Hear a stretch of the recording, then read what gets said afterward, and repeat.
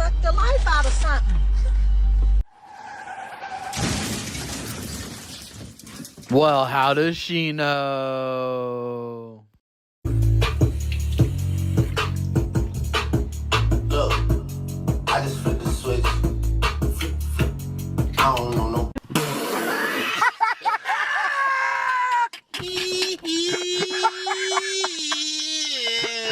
Can someone explain to me how a man can work all day to keep a woman home nice and comfortable and he'll come home to no punani, no home-cooked meal, and a dirty house? I mean, isn't the whole point of staying home to help make the person who's working all day's life easier? Wait, we can't have this level of logic in the first minute. The good news about erectile dysfunction is that it can be cured with diet and exercise. The hard part is getting your wife to diet and exercise.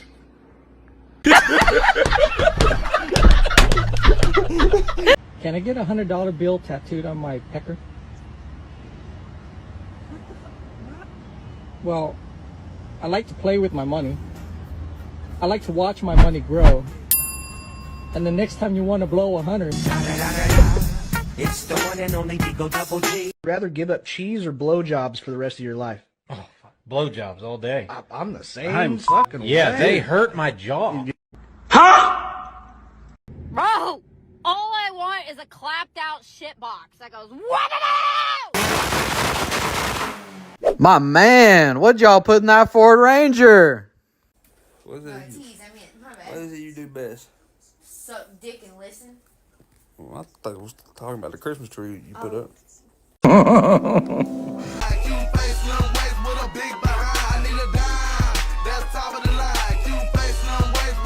If you're thinking about it, I would encourage you, don't do it. Don't. The return on investment ain't shit. You might as well go ahead and invest in you a property. Get yourself some real estate. Go buy a building. Get you a 3-flat. Put 2 people in them other units and let them pay your mortgage. Because if you think you're going to get your investment back out these kids, you might as well just throw that money out the fucking window. These kids don't help with nothing. They're going to cause you to have high blood pressure, a stroke. They only going to love you from the years of 0 to 4 years of age. From 5 to about 73, they're not going to give a shit about you. All right, they only love you when they're a kid. They can say mama and dada, and then when you get ready to die, they love you again. And after that, they're going to cry and act like they cared about you the whole time. Meanwhile, they're not even going to call your phone. They don't call to see how you're doing. You got to tell them to help around the house. You got to make them take out the trash. You got to make them clean up their own damn room. And all they care about is what you can do for them. So if I were you, I would encourage you, don't waste your time. If you don't have kids, live your life. See the world. Spend that money on you. Fuck your legacy. Enjoy your time here by your damn self. Trust me. All right, fellas, we got some guys that are going to keep it too real on here today. But, man, I've always added this up. The return on the investment don't make any sense to me at all. And, I mean, the responsibility is so high. And then they'll try to guilt trip me. They'll tell me, oh, well, you're going to die alone. It's like, well, if I was dying, I'd probably rather die alone than scar my kids with it anyways. But chances are they'll turn out being terrible as it is. You got to pay for them to go to complete private school, make sure there's no poison in their diet, all for a 50-50 chance if they're going to hate you in the end. I need y'all to be so effing for real right now. This is the size that you want? Bigger than your head? That's what we're looking for? It's got to be 8 inches. It's got to be 8 inches. Bigger than my head? And I get DMs, can you handle this 8 inch? No. Let's be honest. No, I don't think I could. Like, do you want me to respond and say that? I don't think I've ever seen one in person over like 6. And honestly, I've been fine with that until I start talking to girls and they're like, 6? That's tiny. Are we supposed to be bleeding on it every time? Am I doing it wrong? I think I would have hemorrhoids, to be honest with you. And before you comment and be like, oh my God, pick me behavior, I'm genuinely asking. I'm genuinely asking right now. She's a 10, but she's actually a 5 or 6, but her friends in social media have convinced her that she's this absolute dime. So the guys who are in her league that are 5, 6, and 7, she won't give a second glance to because she's so high up on her high horse that those men don't even exist in her realm. But the guys who are 8s, 9s, and 10s that she thinks are in her league just want her for and not to actually date. So instead, she ends up withering away her 20s because she has these incredibly high standards under the guise of, well, I'm not going to settle. I deserve what I deserve because I'm a 10, so I deserve nothing less than the best. And in reality, she'll end up lonely. And then when she reaches her 30s and figures out that her biological clock is running out, she's going to end up settling for the guys who are the 5, 6, and 7s, probably even lower, because at that age, there aren't many great men available. They've already been cuffed up. So she'll end up settling. But don't worry, ladies. If you're watching this, I'm not talking about you. You are a 10. Damn, guys, that's it in a nutshell, straight up. I couldn't have said it better myself. Now, there's always an exception to the rule. And if you're an exceptional person, you can definitely attract other exceptional people as well. So don't give up. But the large, vast majority are falling into this group. And they haven't done really any work on themselves, self-reflection, or anything like that. So I'd assume it's going to go on for life. Hey, when dudes are hitting it from the back, what are they looking at? What? What are they looking at? You know what they're looking at. Like what, the body? No, I'm looking at the chocolate starfish. What's the chocolate starfish? You know what that is? The... What? Why are you looking at that? It's even shaped like a bullseye. I'm focusing on the target. I gotta stay concentrating, you know? Do you only look at that? I mean, I look at like your overall beauty too. But like, it's just there. It's like right there. Like, yo, what is that? Why? I'm keeping focused. I gotta stay concentrated. You know what I mean? It's an endurance thing. So I gotta focus. I gotta focus on That's disgusting. It's Do even all shit. dudes look at that? All dudes look at that. What? From that position, all dudes look at that. If they say they don't look at that, they're freaking lying. It's interesting to look at sometimes, okay? Ew! He ain't lying. And the men are going to understand that we love when they come early.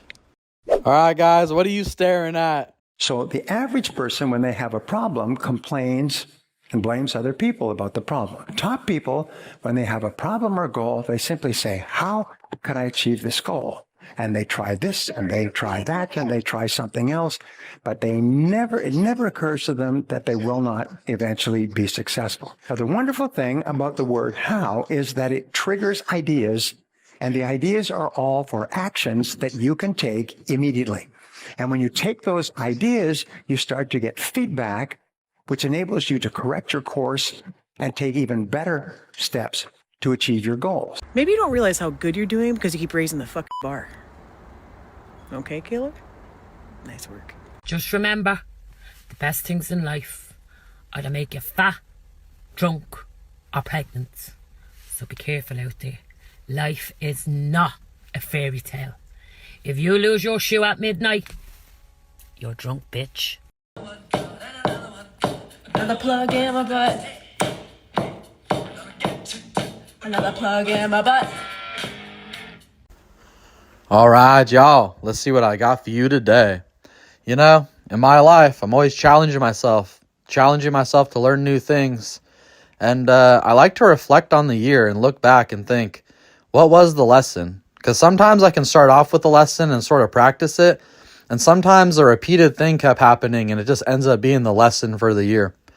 But for me, the lesson for the year for 2024 was telling myself 2 sayings to keep myself at peace for a lot more time. And one of them was, it's none of your fucking business. And the other one is not my problem. So, you know, I was spending time like wondering about stuff or like trying to help people solve their own problems, or I was adding up why the neighbor might be a loser for no apparent reason just because it was like on my mind. And when I saw myself beginning to do that, I would literally tell myself, none of your fucking business, straight up, with authority. And I would stop that thinking. And I would find more constructive things to think about. And I would also look at things, you know, like a guy's about to get on a fight in the beach or something. And I would think, not my problem. Just go about my day. Not even think about it for a second. So it's very important to disattach yourself from the drama and the non-constructive thinking. And, well, I mean, as humans, I think it's something that we do. But if we can be conscious and we can break this behavior, it can really free up a lot of mind space for things that are, like I've said several times, more constructive and just beneficial to your life. That'll be more productive. That'll serve a way better purpose. And even if that's just being thankful and grateful for the things that are going well in your life, you know, just making that simple change in your life to say, not my fucking problem, none of my business. And but what is my business is how wonderful my life is and how grateful I am to be alive, and you know, the different intricacies that you have going on that are really working out, you know. So For 2025, I feel like what I want to do is I want to force myself to have a good day every day. I want the highest thing on the agenda to be that I had a good time, that this was fun. And problems will arise, the printer will get jammed, things will happen, the shipping companies will act a fool, no doubt. But every day, I just want to have fun with it, because it just doesn't have to be this serious. It doesn't have to be a problem. We don't have to have a meltdown. You know, every day we wake up, our expectations are we're going to overcome problems. If we're living our life the way that we should be as men, then problems will arise and we're the men to solve the problem. That's what we get paid for. That's why we're different. So instead of getting flustered and bothered and thinking another problem or whatever I do sometimes when it doesn't go so well, I'm going to figure out a way to make this fun every fucking day. Every day. That's my goal for 2025. Whether it went good, bad, or otherwise, I found a way to smile, to thank God, to have a wonderful day. And if I can consciously think about how to make that happen for myself every day, I'll reverse engineer a way to get there, because that's just the way my life works. So I encourage you guys to take on a challenge yourself mentally, challenge your emotions, figure out a way to make your life run smoother, figure out a way to strengthen your relationships. And another thing I'm actually learning how to do this year is sew. So I got a sewing machine. And my pants get fucked up. I have a sweater where the label's coming off. The guys have a thing called a cape that goes on the sandblasting helmet, and it always gets jacked up because the rocks are hitting it. So I'm going to sew like a t-shirt on there to stop it from tearing. So there's all these different times I needed to use a sewing machine. So I went out and bought one. I never sewed in my life, but if it keeps reoccurring in my life, I want to learn it. I took up the saxophone last year, and I could actually play my first couple songs, and I have a coach. I go and do a saxophone lesson every Wednesday. So I'm always figuring out ways, even though I'm really busy, to find worthwhile things to do and invest my time in myself, because it's fun. It's hella fun. Playing the saxophone is sort of like rubbing your belly and tapping your head at the same time, because you have to learn how to read music and get the keys right, all while counting in your head so you're on the right scale. So it's like it's quite a challenge. It's pretty fun. So find something to do, like to make yourself better. Learn how to sew this year, and then find something else to do next year. And before you'll know it, your portfolio and your resume is way bigger than it ever was before. All right, guys, always appreciate y'all tuning in. Please like, share, and subscribe, and we're going to see you on the next one.